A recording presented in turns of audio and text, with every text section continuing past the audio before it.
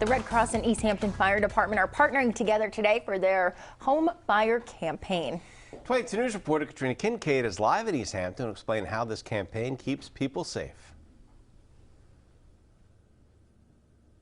If you live in Easthampton, get a knock on your door from the fire department this morning. Don't be alarmed. They're just coming to check your carbon monoxide and fire alarms. It's part of their home fire campaign with the Red Cross, which aims to educate families about the dangers of home fires and prepare them with information and equipment on how to safely exit a home in case there's ever a fire. They're making sure everybody at home in town this morning is properly equipped with working smoke and carbon monoxide detectors. Since the program began, the Red Cross says more than 900 lives have been saved thanks to working alarms and educated homeowners. And they've also installed more than 30,000 fire alarms and 12,000 carbon monoxide alarms in homes across Massachusetts.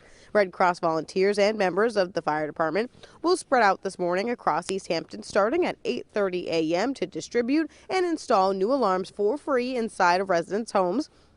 The Red Cross recommends testing your fire alarm every month to make sure that they are working. So the holiday season is the most common time for house fires. So if you won't be home today for them to check your fire alarm for you, make sure you do it before you leave the house this morning. Working for you in Easthampton, Katrina Kincaid, 22 News.